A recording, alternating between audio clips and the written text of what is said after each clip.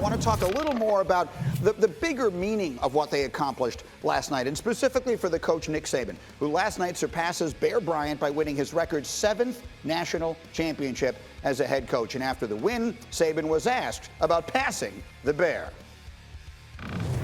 Not really. I'm just happy that we won tonight. And I really haven't thought about that because you're always looking forward. And I just love this team so much and what they've been able to do. I can't even put it into words. Come on, man. Of course he is. I mean, how can he not be? I mean, he does it the right way. He recruits well, but more importantly, develops great players. He's the greatest to ever do it, and he'll be the greatest for the long time.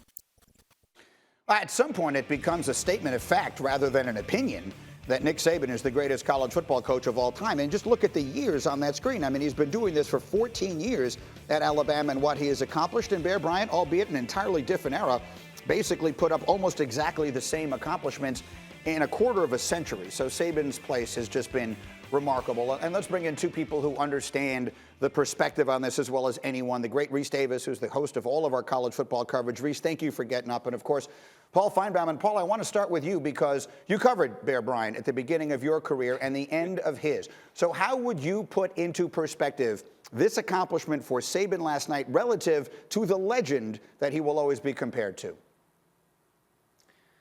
It removes any doubt, Greeny. Paul Bryant was one of the most legendary figures in all of sports history, but he did it he won 6 titles over a 25-year period. He also won it in a subjective world where you depended on wire service polls. And there was one year when Alabama won a national championship in 1973. One of the polls gave Alabama the national championship after the regular season. They played Notre Dame in a 1-2 matchup, and Alabama lost, but he still claimed one. So it's so different. Saban's winning it in the playoff era, where one mistake in the semifinals and you're gone, as he found out in 2014. So I think it's an interesting debate, but I spoke to Paul Bryant's grandson, Mark Tyson, not long ago. His son is the number 3 quarterback on the Alabama team, Paul Tyson. I asked him, I said, your grandfather is considered the greatest of all time. He said, Nick Saban is the greatest football coach of all time. And that's coming from the grandson of the man who used to be the greatest coach of all time. Yeah, and so, Rece, how has he done it? You look at it and you say this is an era where it should be more difficult to do it, not less, because of the playoff element, because television has meant that so many programs, as opposed to once upon a time, get the opportunity to get exposure and all the rest of that. It should be harder to dominate the sport now. How has he done it? He's done it, Greeny, because it's always about the players. And I realize how cliched that sounds, but if you look at the way the guys reacted to him during this pandemic, how they played for him, how they stuck together, it's certainly not just this team, but it's something that's been overlooked about him because of his intense nature on the sidelines in past years when you would see eruptions at an assistant coach or a rear end chewing of an A.J. McCarron back in the day or whatever it might be.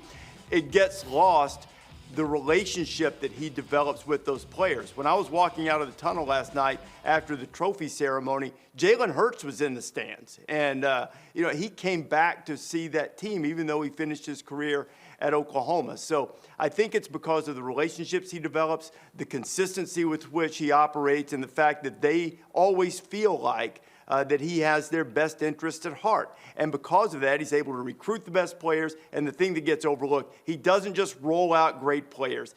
He and his staff develop them, and they get better. And that was what was special about this team, particularly even the stars, guys like Najee Harris, and you guys have talked about Mac Jones and certainly Devontae Smith. Now, Rece, I want to ask you a question about the season in general now. You, of course, traveled the country, as you do every year, doing College Game Day, but it was entirely different than it would normally be. You don't have the throngs of thousands of people around. And it was just a season unlike any other. And I wonder if you could put into perspective, I mean, I was sitting here every single morning over the summer wondering if we would get any games. The fact that we got all the way to the finish line and that we had this legitimate playoff and everything else, how would you put into words what this season was? I think it was great for people to have. It was not the perfect season by any stretch of the imagination, and there was a lot of angst with players waking up virtually every morning wondering, is today the day that I'm not going to pass the test? And perhaps some of them had far more serious issues in their lives that they had to deal with. But to be able to have this respite and to be able to have something that is so important to so many people in the DNA and in the fabric of what's important to them, to have it exist in full for the most part, and to be able to have a playoff with with big brand name teams and have a generational type team, a team that is in the argument, in the discussion, certainly for the greatest team of all time, at least in terms of accomplishment, I think is something that's memorable despite all of the hurdles that had to be faced. You know, and Reese, you saying that just made me realize I should ask you that question, Paul, about the greatest of all time. I opened the show asking that question to Joey Galloway. You were around this group and sort of live in it so much. Was this the best of Saban's championship teams? Easily. Just the offense alone answers the prize. I mean, he's had better defenses. That goes without saying. He's had some of the greatest defenses in college football history, but this offense is unparalleled.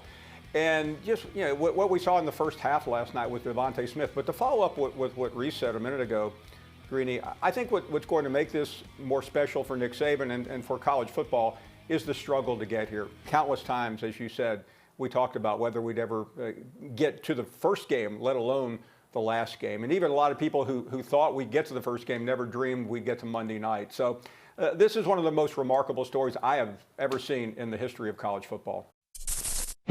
Thank you for watching ESPN on YouTube. For live streaming sports and premium content, subscribe to ESPN+.